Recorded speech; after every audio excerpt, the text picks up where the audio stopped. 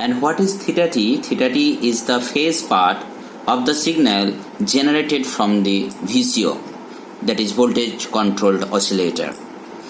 The function of this loop is that theta t will always try to follow phi t, and the error between phi t and theta t will be generated. Not only that, sinusoidal sign of this error between the phase, that is sin phi t minus theta t, will be generated from here. Then it will followed by some other blocks of the loop, and eventually the main thing will be theta t will try to follow phi t.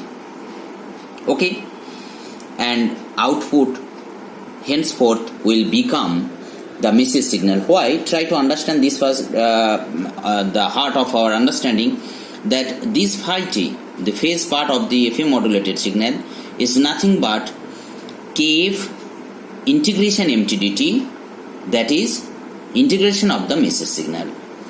And what is theta t? Theta t is the phase of the signal generated from the VCO.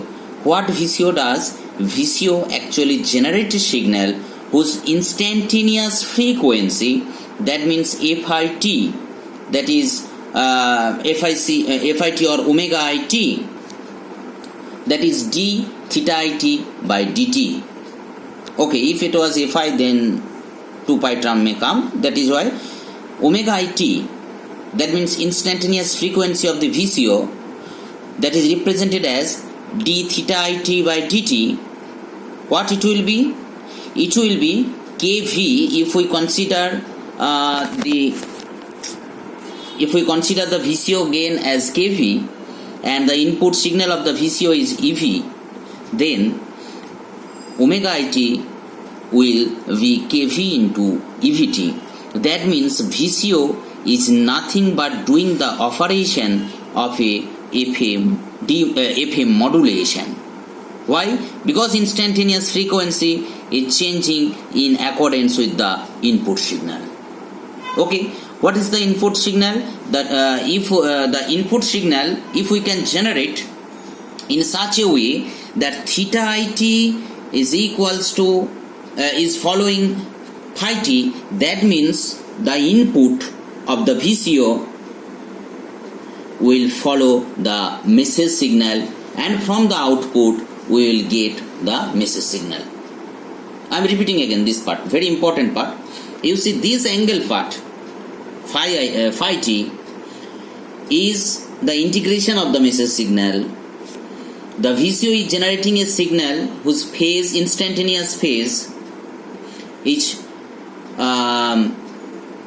changing in such a way that its frequency is proportional to the message input signal. That means theta t is proportional to the integration of this signal. When this signal will become empty, then the phase will lock, and from the output we will get the message signal. Okay, so this is the heart of our of this block. And if you see the internal diagram of a phase detector, we see if it is our received signal XRT and it is the signal generated from the VCO, it is at first multiplied and then low pass filter, and we are getting sign of the difference between the two phases, phi t and theta it. Therefore, we can approximate that this phase or assume that this phase detector is not affecting the frequency or amplitude anyway. It is actually taking the difference of the phases. Therefore, we don't need at that stage to represent the signal in full, rather their phases, and we will take the sign of this phase difference. This will, if we consider plus, this is minus. So this is phi t minus theta t, and we can, by taking the sign of this difference, we will get sign of phi t minus theta t. Then it follows by some loop gain and followed by loop filter, and this loop gain G2 we are representing in my copy or hard copy it has the actual values of this gain have been written. Please go through it. And so here you see one important thing, that this VCO is actually acting as an integrator. Why? Because the phase is actually depending on the angle. This theta t phase is actually depending on the integration of the message signal, as frequency is varying in accordance with the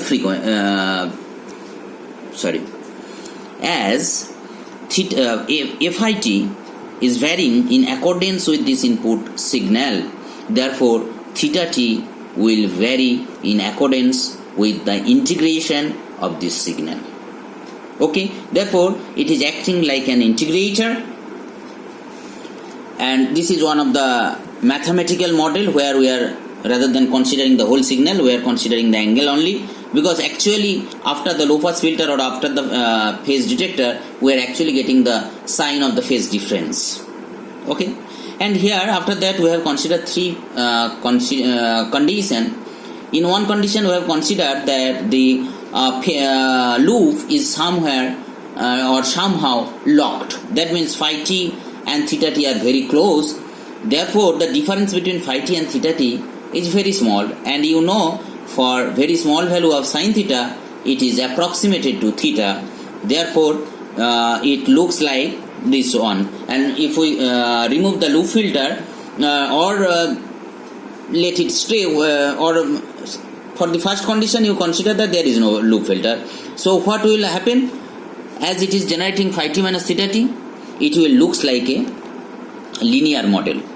Okay, and in the second condition we will consider when the loop is not locked, and we derive the expression that the phase error difference represented by psi t and d psi t by dt will follow this expression, d psi t by dt plus kt sin psi t equals to del of omega, where psi t is nothing but phi t minus theta t, that means phase difference.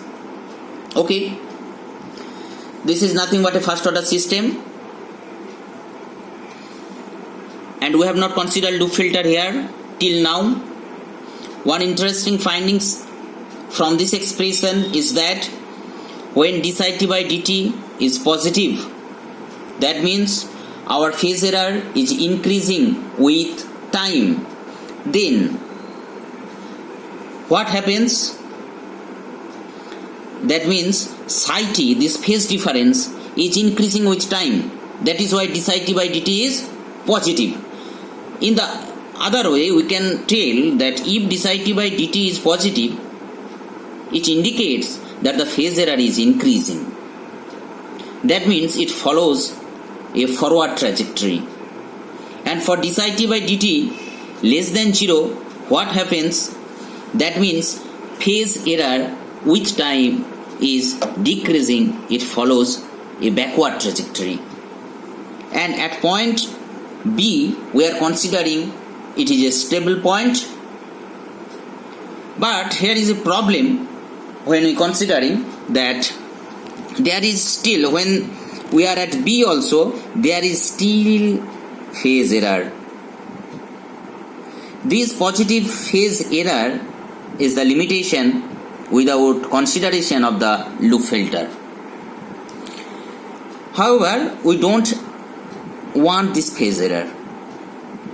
We need phase error to be 0, so theta t will follow phi t and we will perfectly get the message signal. That is why we have introduced a loop filter, and after inserting the loop filter, how it looks if we consider it in the Laplace domain, phi t has been represented as capital phi s and theta t as theta s. The total gain has been considered as kt, and for the simplicity of discussion, we are once again considering that we are near the phase locking condition, so that sign part can be avoided, or this is rather linear approximation. So the sign part will not be there, because phi s minus theta s we are phi t minus theta t we are considering small, and kt is the total loop gain whatever in this path, and loop filter transfer function is represented by fs, and integration has been replaced by 1 by s, its Laplace transform. And if we derive the expression of the transfer function, we will see that the transfer function is now second order. In previous case, when we omitted the loop filter, it was first order. And here, for simplicity of discussion, another we are assuming that the message signal is basically a step signal, frequency step input. That means it has two frequencies, one is fc and one is fc plus del f. That will make our discussion simple, and we have obtained that x of ss is like that, and using the final value theorem, that is limit s tends to 0 sxs, we can see that xss becomes 0. That means we can able to make the phase error.